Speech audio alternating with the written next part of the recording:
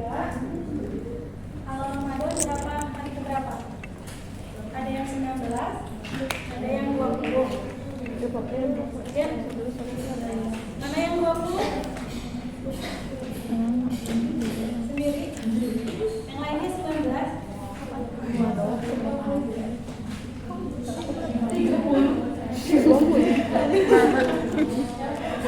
Mana? Ini yang 20, 19 sebetulnya udah di pertengahan, bukan di pertengahan. Di putaran terakhir Ramadan ya. Sudah berapa juz? Yang paling banyak berapa juz? Ada yang 20? Ada yang nonton nggak? Ada yang 20 nggak? Belum. Beneran nih nanya. Ada yang 20? Ada yang 15? Siapa yang di atas 15? Paling tinggi 15? Ada yang lebih tinggi lagi 15? Ajam berapa tadi? 17. Setelah 15 berarti berapa ada lagi? Ada. Oktav berapa? Sudah berapa dulu?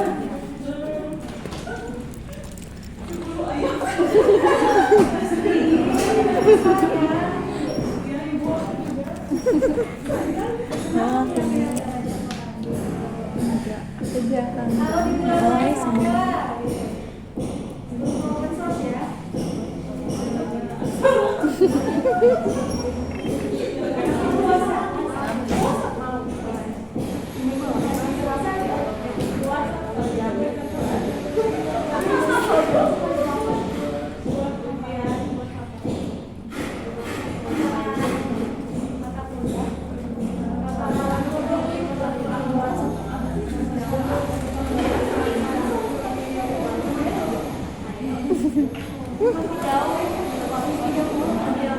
Kamu udah setoran belum? Lab, ini Nanti belum tanggal bikin. 26 akhir. Oh, Ya, udah mau Mbak, setoran. Aku bikin aja ya.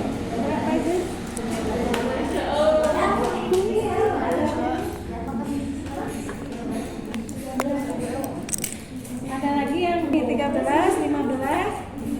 Dirimu berapa? Ibu aku mah jarang, paling sehari juga 1 halaman. Berarti belum dihitung. Belum. 30. Lebih jus yang 15 juga. Nanti sama Jia ya. Jia. Ayu berapa? Terima kasih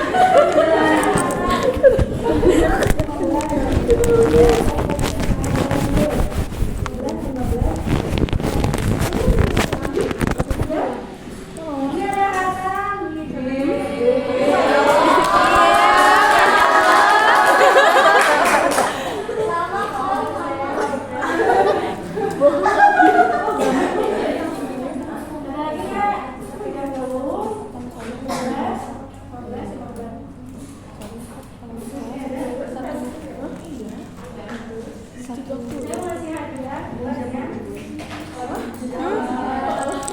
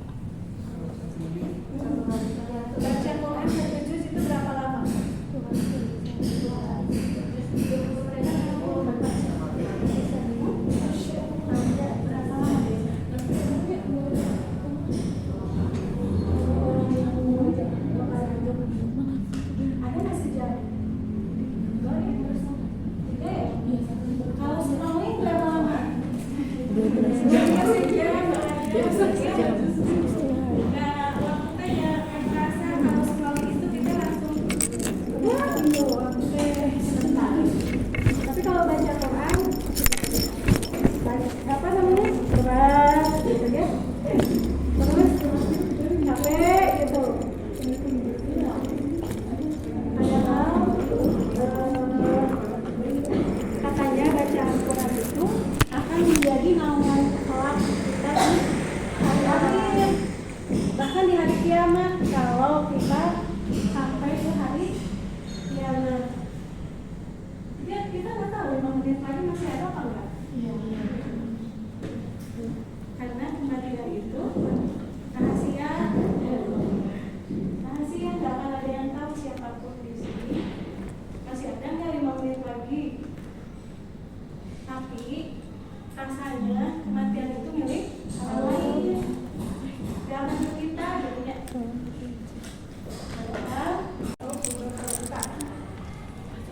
Pada pertemuan ini kalian diharapkan mampu menjelaskan keuntungan open source oleh pengembang dan pengguna. Karena kita di sini bukan seorang programmer, bukan seorang pengembang, development, maka kita sebagai user atau pengguna ya. Kemudian mampu menjelaskan paling tidak 5 keutamaan dari produk open source bagi institusi, organisasi, bahkan personal. Oke. Di sini disebutkan salah satu keutamaan strategis melalui open source bahwa open source bisa dipilih sebagai keputusan institusional yang cerdas, aman, dan efisien. Jadi open source itu bisa menjadi pilihan yang berpintar, pilihan yang cerdas. Karena apa? Karena fokus utamanya dia ada istilahnya TCO. TCO itu biaya kepemilikan sebuah software, biaya kepemilikan produk, dalam hal ini sebuah open source. Pada saat kita membeli software, kita sebetulnya bukan hanya beli saat itu aja. Akan ada setelah membeli itu ya, pertama menginstal, kemudian misalkan memasang ya, merawat, habis itu mengupgrade.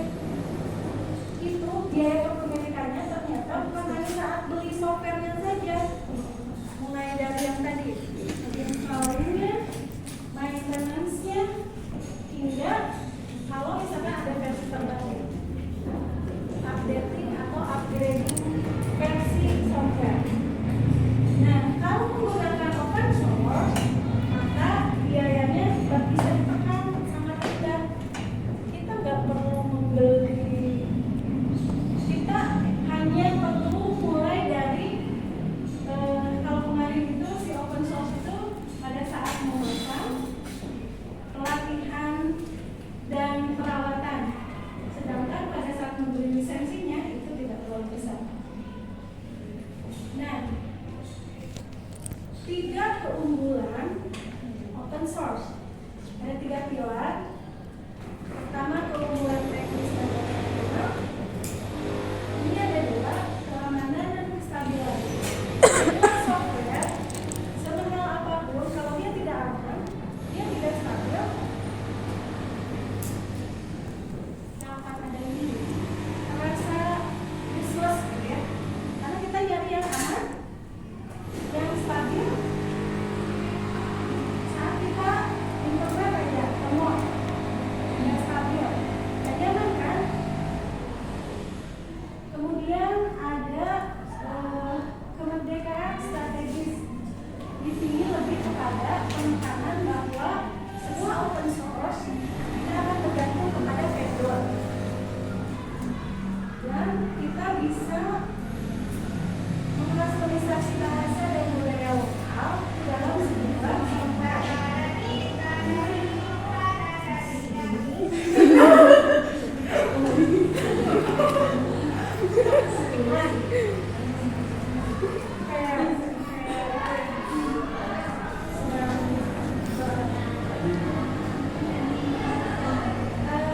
Dan yang ketiga, nanti open source itu ternyata bisa memberikan dampak secara ekonomi dalam sebuah negara.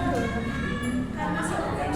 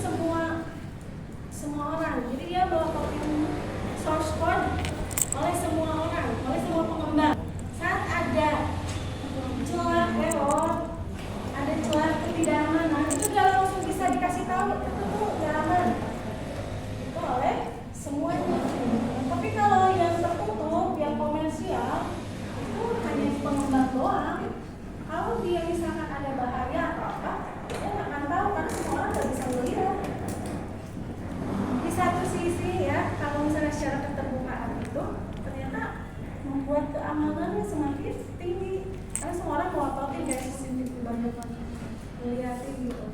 Kalau misalkan ada error atau celah, itu kalau sebuah open source itu sangat bisa dijamin oleh semuanya. Karena bugs basicnya open source itu dikembangkan oleh komunitas, dan komunitas itulah yang memantau open source. Jadi karena ketersediaan kode sumber dapat dilihat oleh siapapun, maka kemudian keamanan open source itu biasanya dikembangkan mengutamakan keamanan dibandingkan graphical user interface antar muka user friendly-nya. Kalau dibaratkan salah membangun rumah, open source itu mengutamakan fondasi dibanding cat tembok. Ya, aman, gitu ya. Itu dari sisi open source bisa mengutamakan aspek keamanan dibandingkan antar muka. Kemudian karena dia dibangun dari sisi user, digunakan oleh banyak orang, dikembangkan oleh banyak orang, maka arsitekturnya disebut kokoh karena secara untuk kebutuhan jaringan itu lebih aman dari semuanya. Nah, di sini ada sebuah kejadian ketika terjadi ketidakamanan, itu ada biaya yang dikeluarkan oleh perusahaan Amerika di tahun 2002 akibat Microsoft IaaS, Internal Server. Jadi si Microsoft itu punya software server digunakan oleh perusahaan-perusahaan Amerika, tapi ternyata dia ada bugs, dia ada celah yang bisa ditembus oleh, kalau kita hacker gitu ya, yang itu tidak amankan perusahaan mereka, dan mereka akhirnya benar ya ada Gartner Group, sebuah perusahaan riset dan kesehatan global gitu ya, yang menyediakan informasi, nasihat dan alat untuk pimpinan yang membidangi teknologi informasi.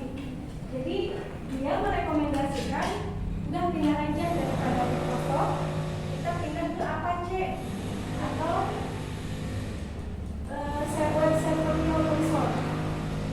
Kita tahu Microsoft kan sebuah perusahaan yang stabil gitu ya, yang besar, berbayar mahal-mahal, tapi ternyata oleh seorang open source yang gratis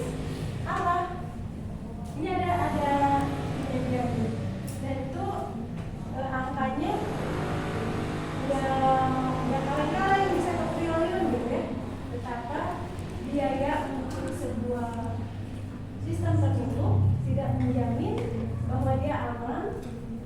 Ternyata open source lebih menjanjikan. Jadi tadi karena dia bersifat open, semua orang bisa memantau, jadi keamanannya ternyata lebih mudah. Nah, kalau dari tadi yang sisi keamanan, sedang dari sisi kestabilan. Intinya di sini tadi Microsoft IaaS, ini ada Microsoft sama-sama server, Microsoft Windows NT Server yang diuji oleh ZDNet di tahun 99. Dia mengadakan kemudian selama sebulan full memantau servernya si Microsoft. Ternyata dari 10 bulan itu hampir setiap bulan crash. Crash itu artinya apa? Butuh di restart, butuh di refresh. Ini di Windows NT Server. Ada yang pernah? Oke? Windows NT itu biasanya buat server jaringan lokal. Saya pernah lihat di tahun berapa ya? Nah, ternyata menggunakan servernya Linux, Red Hat dan Cloudera itu 0.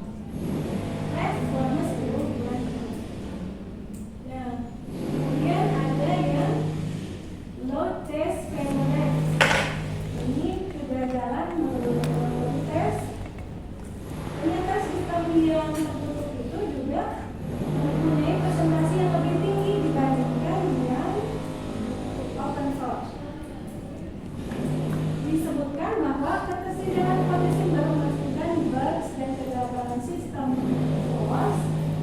Apa FOS itu? Free Open Source Software. Dapat langsung diperbaiki oleh komunitas. Jadi bisa langsung dikerjakan gitu ya oleh para pengembangnya. Tidak seperti software project tapi yang kodenya tertulis. Oke. Yang tadi yang pilar kedua terkait kemerdekaan, gitu ya. Terhindar dari vendor. Ketergantungan kita kepada vendor. Jadi kalau dia tertutup, misalkan analoginya kita membeli membeli mobil mewah mahal. Kalau dia tertutup, si mesinnya jelas saat ada kerusakan, berarti kita nggak bisa pergi ke bengkel sembarangan. Kita hanya bisa datang ke yang vendornya sama. Jadi kita bergantung ke satu vendor itu. Kalau terbuka, dan harus ke bengkel juga, yang penting ada teknisi yang paham mesin, bisa dilakukan. Jadi dengan open source kita nggak harus ke vendor itu lagi. Kalau dengan yang tertutup itu bergantung kepada vendor. Misalkan gini,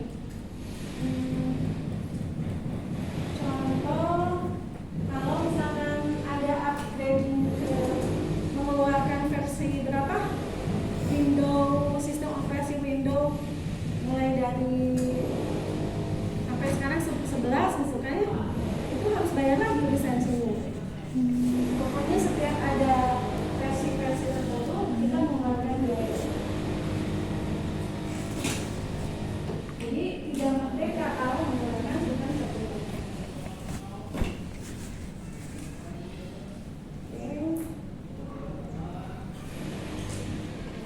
Dan kalau menggunakan sistem ini, di sini ada tadi yang disebut dengan standar.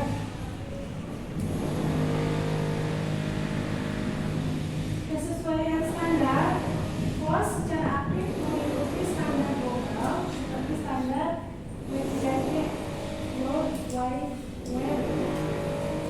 Ini itu apa ya? Dia ada standar yang tersembunyi karena kodenya terbuka. Di sini contohnya misalkan LibreOffice. Kalau kita sekarang akrabnya apa? File dengan ekstensi Doc, Excel, PPT. Itu biasanya bisa dibuka lagi oleh aplikasinya, harus sesuai lagi ya. Nggak bisa dibuka di aplikasi yang lain. Tapi katanya kalau di LibreOffice, sebuah open source, dia memastikan bahwa dokumennya akan dapat diupdate terlepas dari siapa vendor perangkat menggunakannya atau software-nya. Jadi saya belum pernah menggunakan LibreOffice, jadi belum tahu seperti apa format file yang dihasilkan.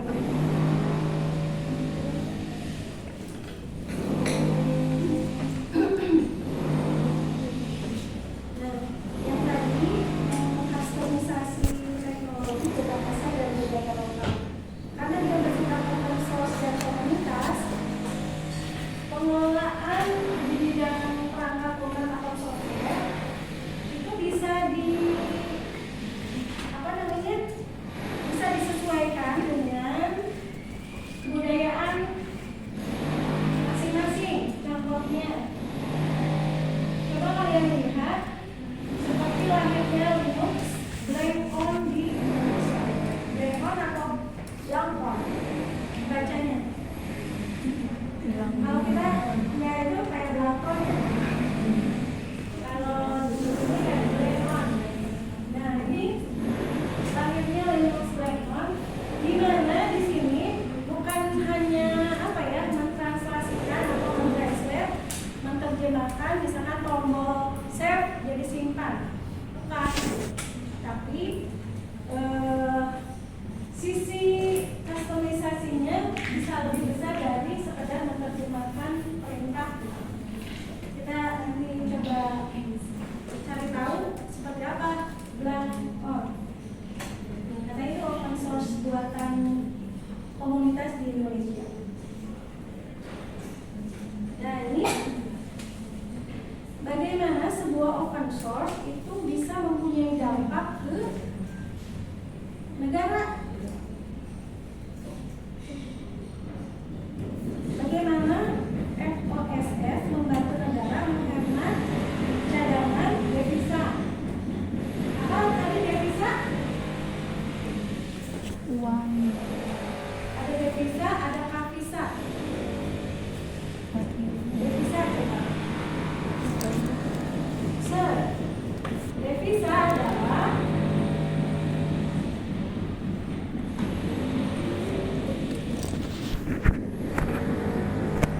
Seluruh aset dan alat pembayaran uang yang diterima negara. devisa adalah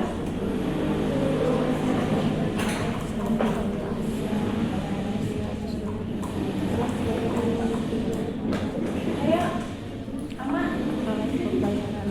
bisa bacakan.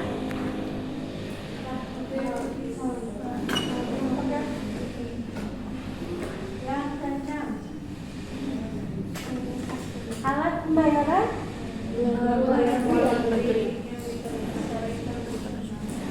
ada istilah pahlawan devisa. Siapa? Oh, iya. Orang yang menghasilkan uang dari luar, orang yang gajiannya dari luar negeri. Siapa? Mereka. Kenapa bisa disebut pahlawan devisa?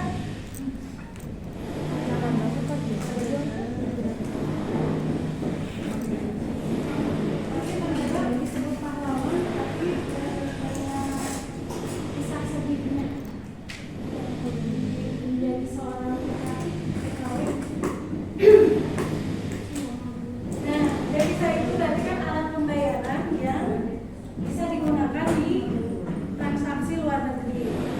Saat kita membeli software keluar, artinya apa? Kita mengimpor perangkat lunak. Saat kita mengimpor, berarti ada alat pembayaran yang digunakan. Jadi kalau misalnya ada punya uang sekian, tapi uangnya itu hanya untuk bisa digunakan di luar negeri. Kalau kita pakai buat apa? Beli software tadi yang tertutup itu, maka si cadangannya berkurang karena dibelanjain nih. Tapi kalau kita nggak pakai belanja itu, berarti kan si uangnya bisa buat MBG misalnya. Jadi bisa si uang yang tadinya buat belanja software bisa digunakan untuk hal yang lain yang bagi prioritas, misalkan bangunan. Sebetulnya negara itu punya uang sama seperti rumah tangga, bisa buat nabung, bisa buat belanja, bisa buat jajan, gitu ya, buat kasih ke calon misalkan. Sama itu deh belanja-belanja yang digunakan oleh pemerintah yang bisa dianalogikan ke kehidupan kita sehari-hari. Kayak tadi belanja software itu berarti kalau dari luar negeri itu ngambilnya dari devisa. Kalau kita belanja pakai open source, berarti kita sedang menghemat devisa, cadangan devisa. Oke, karena biasanya di negara berkembang belinya itu dari Indonesia, belinya ke negeri. Kalau untuk perusahaan-perusahaan besar beda sama di ini. Ada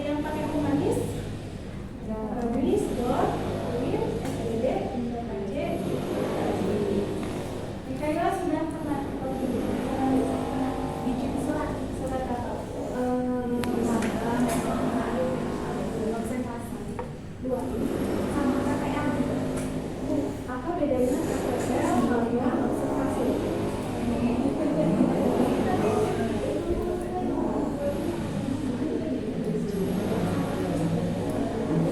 Nah, itu kan software tuh ya, anak-anak yang dipunyai fakultas adab dari pengembang dan sistemnya itu tertutup. Ya, karena apa? Di Humanis itu ada 12 layanan surat kalau nggak salah ya. Tapi kalau salah ya tolong aja.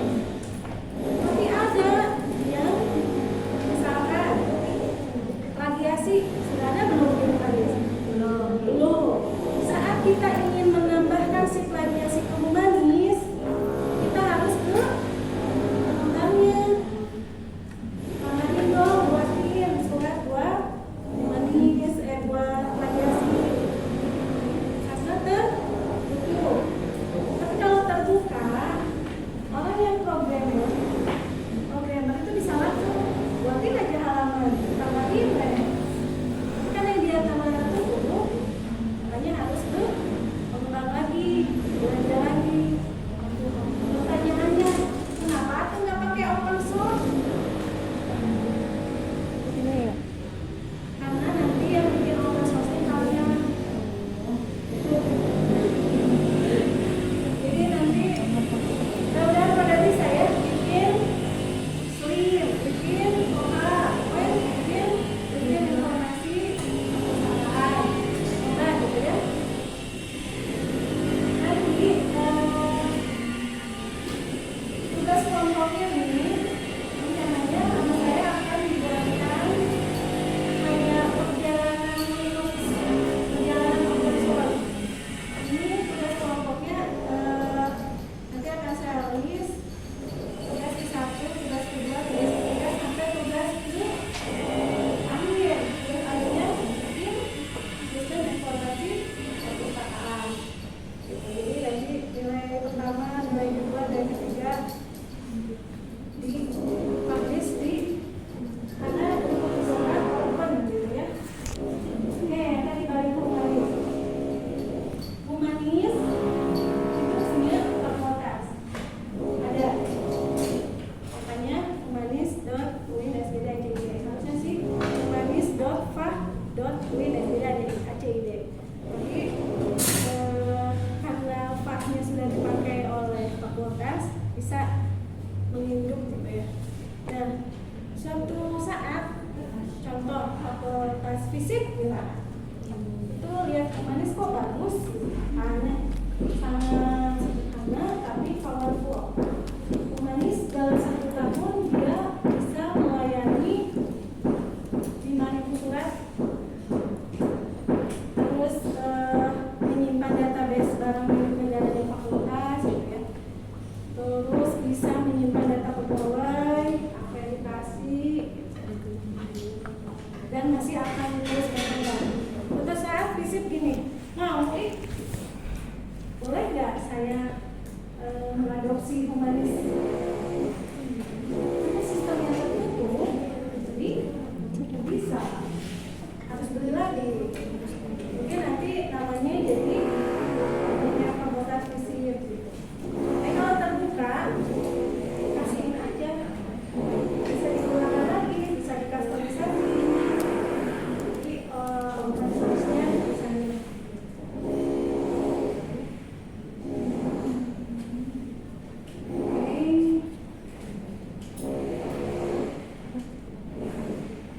terus si open source juga bisa menjadi inkubator sempurna untuk talenta digital lokal. Bahkan di sini disebutkan bahwa mahasiswa, si talenta itu mahasiswa, karena mahasiswa itu makhluk yang sedang pinter-pinternya, sedang mempunyai idealisme yang tinggi gitu ya, sedang punya semangat yang paling tinggi. Nah, waktu itu saat jadi mahasiswa, percaya deh, nanti kalau udah jadi mahasiswa, udah jadi mahasiswa lagi, sudah diserap pasar, itu kalian pasti dibandingkan bangkunya berada di back office sama di bangku kuliah, lebih senang di bangku kuliah.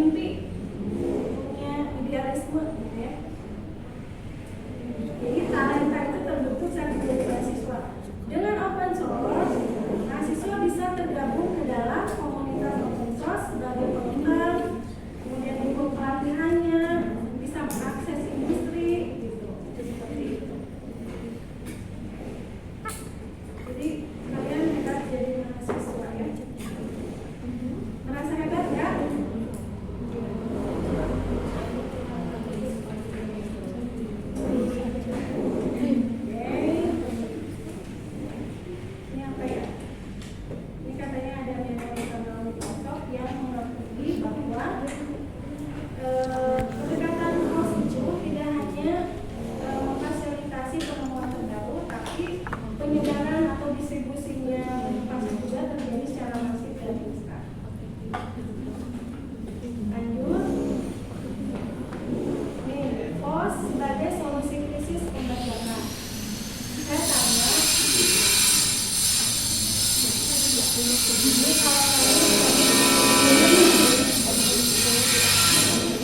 di laptop kalian menggunakan softwarenya bajakan atau asli?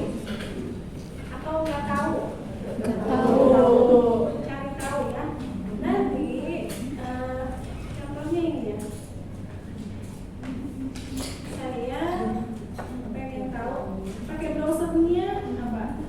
Chrome. Nah, gimana cara cari tahu lisensi si Chrome? Ini saya tadi tanya ke ChatGPT, saya ingin tahu lisensinya Chrome. Gimana melihat lisensi Chrome? Ini ada banyak cara.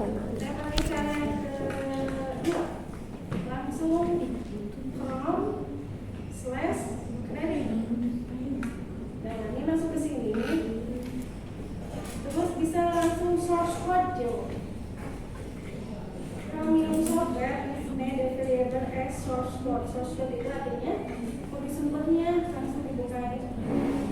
Dan di sini bisa melihat lisensi-lisensinya banyak. Dan setiap lisensi ini dipunyai. Ini ada yang dari Jepang. Yang bisa melihat ini source code.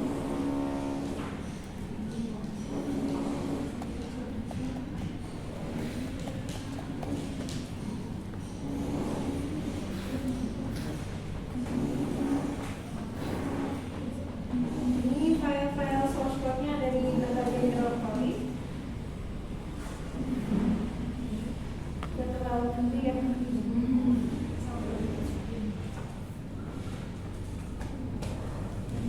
Ini ya karena hasil kolaborasi hasilnya banyak sekali.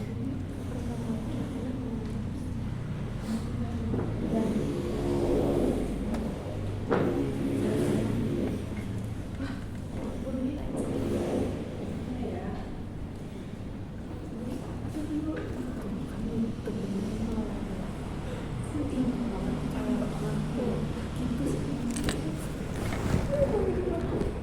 Ya kita mulai ya. Kalau .h itu biasanya tidak. Kalau .lib itu library. Kalau .exe itu file executable filenya. Pokoknya ada banyak. Nah ini source yang di sini yang bisa memberitahu kita bahwa dia dibangun secara transparan. Sekarang kita pengen lihat lisensi Windows. Contoh. Nah ini terlisensi katanya. Atau terus ada produkinya berapa nih? 3692. Ini terlisensi. Kebetulan ini menggunakan software yang legal. Kita apa yang legal. Tapi kita juga bisa lihat di settingnya. Nih, sistem sama privasi. Kalau dia asli, di sininya bunyinya activating window with product key. Tapi kalau misalkan dibacakan itu beda lagi katanya. Saya bisa lebih pintar gimana cara cari tahu software kita bajakan atau legal. Kira-kira ada nggak yang dipenjara gara-gara menggunakan software bajakan? Ada ya? Ada. Kalau seseorang punya hak cipta, tidak punya lisensi tapi menggunakan, itu bisa masuk ke undang-undang HAKI yang kemarin kita lihat. Jadi, apa namanya?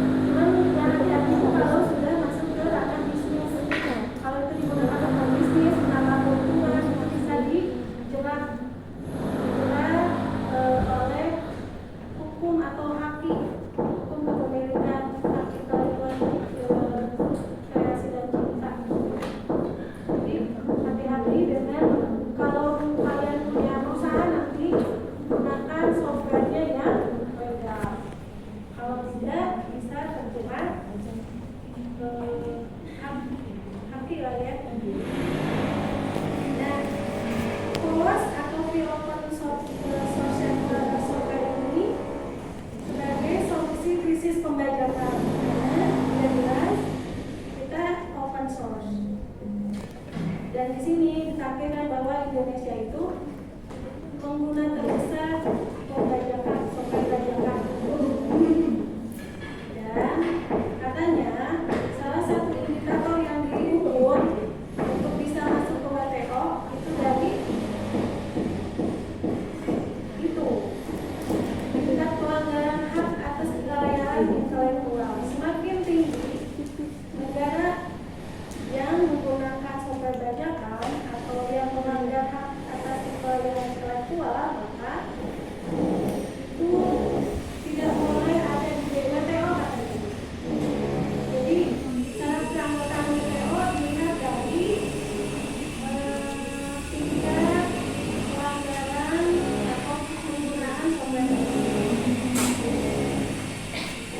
Jadi kalian nanti kalau di UTS ditanya bukan keunggulan OS. Boleh ya, kalau tidak jelas kesimpulannya teknis strategis dan ekonomi. Teknis selanjutnya saya upload ini biasa. Ini mengadopsi open source bukan sekedar keputusan IT untuk pengembangan anggota, tapi sebagai langkah strategis menuju kemajuan teknologi dan kemajuan ekonomi. Oke. Nah, tugas buat pertemuan 4 kita online di tanggal 16 ya, masih belum libur, kita online ya. Online mau offline? Karena bentar lagi lebaran, pasti pada mudik ya. Jadi tugasnya sebutkan software yang ada di dalam keseharian kalian. Di komputer ada aplikasi apa aja? Di laptop ada aplikasi apa aja? Di hal yang lain ada aplikasi apa saja? Kemudian sebutkan apakah dia open source, apakah dia bukan open source, dan jenis lisensinya. Data lah ya. Ada aplikasi Al-Quran? Ada. Itu open source apa tertutup? Tertutup. Apakah dia freeware? Dia gratis tapi tidak dibuka source-nya. Yang disebut open source kan yang artinya source code-nya dibuka. Kodenya Tapi kalau freeware jadi kodenya tuh bisa itu dia dibuka. gratis, cuman tidak dibukain Mungkin siswa. berbentuk kayak kodenya tuh bisa dibuka. Ya. Kita coba belum Ini nanti Sama satu aja, Bang. hanya kalian mencari tahu aplikasi yang kalian gunakan itu open source atau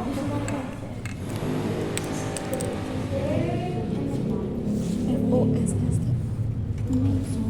sampai Aku tadi mau ini ada yang ditanyakan. free open source software.